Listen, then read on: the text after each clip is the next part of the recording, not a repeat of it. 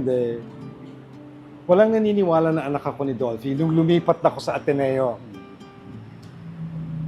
Paano ka naging anak ni Dolphy? Ganyan. Sabi ko talaga, ganun.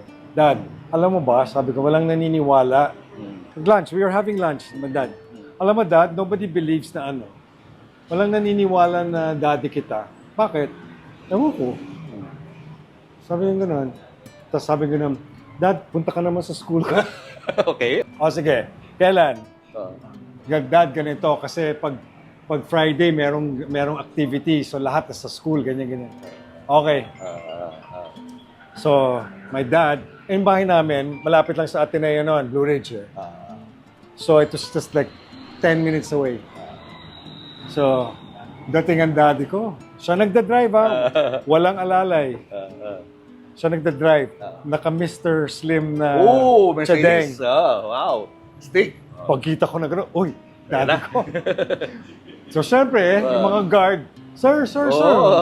Pinapark sa harapan. Tapos, sabi niya, halika na, ikot na tayo. Hawak ko yung daddy ko. Ilan taon ka na? I was 12.